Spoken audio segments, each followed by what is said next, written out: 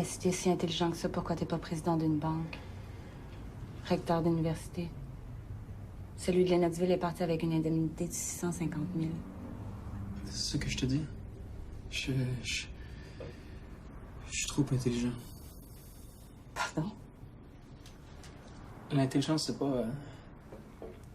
c'est pas un avantage, c'est un handicap.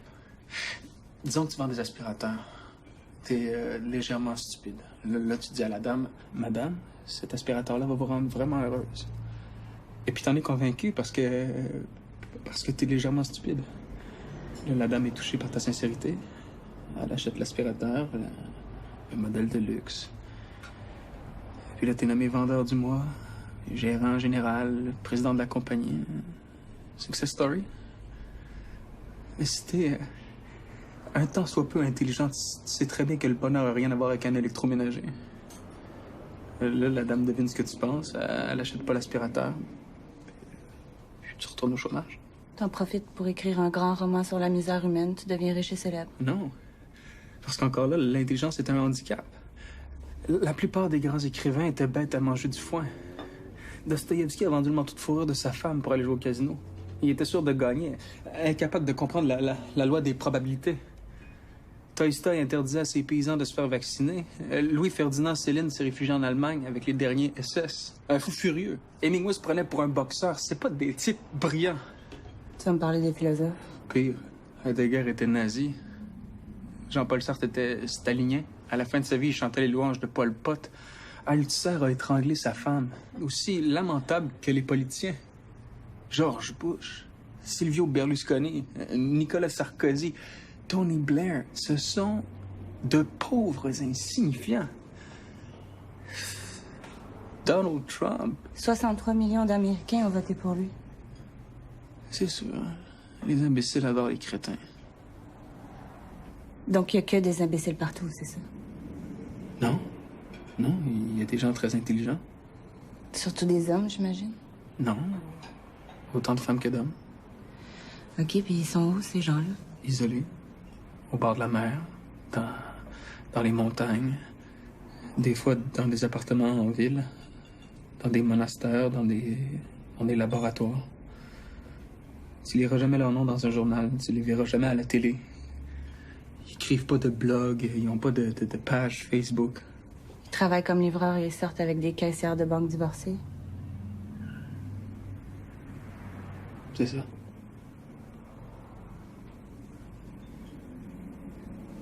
Moi, j'aimerais savoir un peu d'argent. J'amènerai mon fils en voyage.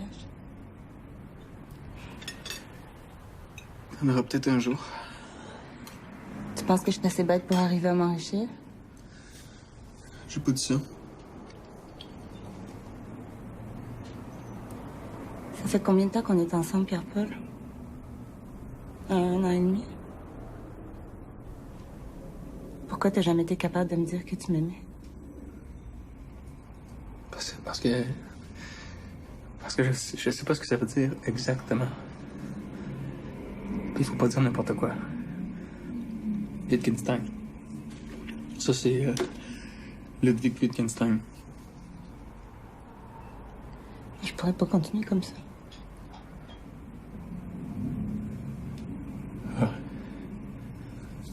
Ah ben, continue pas.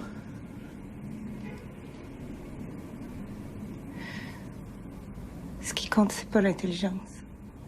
C'est le cœur.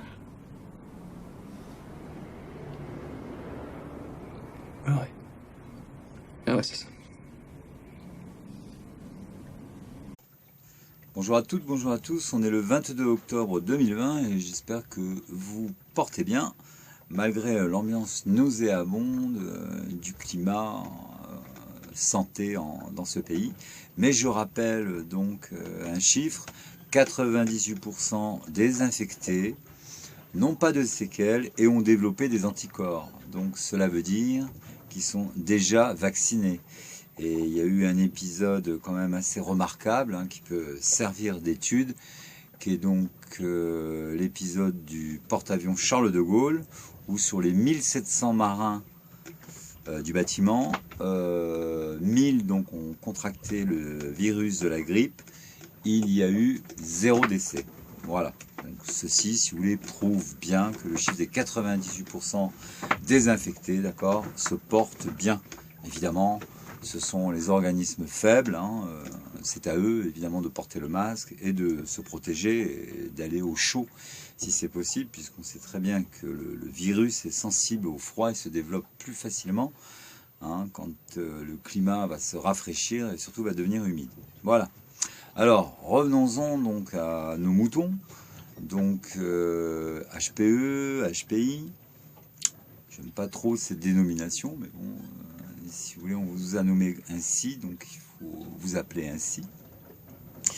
Mais je voudrais vous dire que le cœur, donc, a ses raisons, que les HPE et les HPI, donc, n'ont peut-être pas perçu. Voilà. Alors, tout d'abord, pour moi, donc un haut potentiel intellectuel, c'est quelqu'un qu'on pourrait comparer, si vous voulez, à un ordinateur, un disque dur d'ordinateur. Il a ingurgité énormément de données, et lorsqu'on va lui proposer donc une thématique, tel un ordinateur, il va pouvoir ressortir tout le contenu de cette thématique. Voilà. Ça, donc, si vous voulez, pour moi, évidemment que l'intelligence est confondue donc avec la capacité à mémoriser des données. C'est ce qu'on trouve chez les bons élèves, premier de la classe, major de promotion, enfin voilà quoi. C'est, si vous voulez, pour moi, l'intelligence est confondue avec la mémoire. Voilà. Alors ensuite, on a les HPE, donc, qui sont donc les hauts potentiels, donc émotionnels, ou si vous voulez, c'est la sensibilité donc qui va entrer en jeu, d'accord? Et donc ils vont avoir des ressentis. Et ce ressenti, donc, il arrive un petit peu comme l'amour, hein, c'est un fluide invisible qui vous envahit et qui vous provoque donc une émotion, mais on ne sait pas au juste pourquoi on va s'émouvoir, hein, si on va pleurer, si on va être triste ou mélancolique. Mais si vous voulez, donc, ce fluide que l'on ressent, hein, c'est un ressenti, d'accord? Donc il va falloir mettre des mots, hein, puisqu'il occasionne des mots MAUX, voilà. Et donc, si vous voulez, pour pouvoir continuer la route et ne pas se laisser submerger par les émotions, puisque tous, vous le savez, et toutes, c'est qu'un être humain, on dit un être humain, hein, son trait principal qui le caractérise, c'est sa sensibilité. Et la sensibilité ne peut pas être, si vous voulez, confondue avec une fragilité. Bien au contraire. La sensibilité est intelligente. Et je dirais même, elle a de bonnes raisons d'être sensible. Prenons un exemple. Si vous marchez donc dans la rue et que vous voyez une dame ou un monsieur glisser sur une peau de banane, vous allez vous précipiter, d'accord, pour l'aider. Pourquoi? Parce que vous avez tout simplement un comportement humain.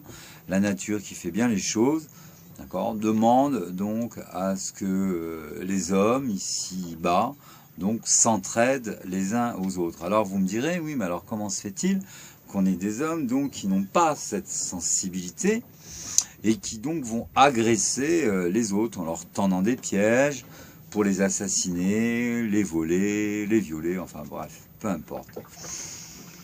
Alors là, donc, nous avons donc deux scientifiques du nom du Laborie, Henry Laborie et de MacLean, donc qui ont mis, si vous voulez, en lumière l'anatomie du cerveau. Donc là, je vous greffe l'image, et donc il est composé en trois parties, si vous voulez. Une partie donc qu'on va appeler instinctive, d'accord, ou cerveau primaire archaïque, reptilien, hein, c'est le cerveau des singes, tout simplement. Ensuite, nous avons le cerveau limbique, qui est le cerveau mémoire, et ensuite nous avons le cortex préfrontal, qui est le cerveau du siège du traitement des émotions. Voilà. Alors, le petit problème que l'on a, c'est que si vous voulez, la rétine, hein, l'œil en premier, donc est relié donc au cerveau reptilien, qui est le cerveau donc instinctif. C'est pour ça que vous voyez énormément d'hommes, lorsqu'ils croisent une jolie silhouette féminine, automatiquement, hein, instinctivement même, je dirais même, se retourner, sur cette personne. Pourquoi? Parce que c'est le cerveau reptilien qui a commandé donc l'action. Voilà. Alors que si cette personne fonctionnait avec son âme et conscience, elle passerait évidemment son chemin, elle regarderait les petits oiseaux au loin, ou les fleurs, d'autres fleurs, parce que de toute façon, c'est impoli de dévisager comme ça une silhouette féminine. Donc, vous voyez un petit peu la complexité du problème. Jung, Carl Gustav Jung, qui s'opposait à Freud, et en toute logique, puisque Freud ramenait tout, si vous voulez, au sexe. Donc, on a la preuve, là, si vous voulez, que Freud pensait avec son cerveau reptilien. C'est pour ça qu'on ne vous vend que du Freud et que du Lacan. Contrairement donc à Jung, qui avait donc une conversation avec son cerveau reptilien, on peut dire qu'il était schizophrène. D'ailleurs, je pense que les HPE sont pas loin de la schizophrénie, puisqu'ils sont sensibles, et s'ils ne donnent pas des réponses rapides, on a le cerveau reptilien qui va prendre un malin plaisir donc à lui infiltrer des pensées nauséabondes. Bref, pour en revenir à Jung, et donc Jung appelait son cerveau reptilien son démon intérieur. Et il disait même que c'était un travail ingrat de l'éduquer, au combien, hein, ça c'est clair. Mais le cerveau primaire archaïque de Jung a quand même réussi à lui glisser une maîtresse dans son couple, hein, puisque bon, c'est connu. Jung donc a fait un ménage à trois avec sa maîtresse et sa femme légitime. Donc ça c'est, si vous voulez, c'est pour vous prouver quand même que le cerveau primaire archaïque est très actif, d'accord, dans le comportement, et de toute façon les manipulateurs de l'opinion publique nourrissent en permanence donc cette partie-là du cerveau. Comme exemple, vous prenez par exemple une chaîne comme Canal+, Canal+, donc est spécialisé dans la nourriture du cerveau primaire archaïque. Vous avez sexe, vous avez violence, vous avez vulgarité, enfin bref, j'en passe. Alors, j'arrive à la fin de cette vidéo, j'en ferai une deuxième parce que je me rends compte, arrivé à terme, qu'elle est un petit peu courte. Mais je vous invite tous à écouter donc la chanson de Léo Ferré, La Solitude. C'est un langage codé et que seuls donc ceux qui ont l'intelligence du cœur décoderont. À bientôt. Need more understanding of human nature, because the only real danger that exists is man himself. L'évolution des espèces est conservatrice. Et dans le cerveau des animaux, on trouve des formes très primitives. Il y a un premier cerveau que MacLean a appelé le cerveau reptilien. C'est celui des reptiles, en effet. Et qui déclenche les comportements de survie immédiate, sans quoi l'animal ne pourrait pas survivre. Boire, manger, qui lui permet de maintenir sa structure, et copuler, qui lui permet de se reproduire.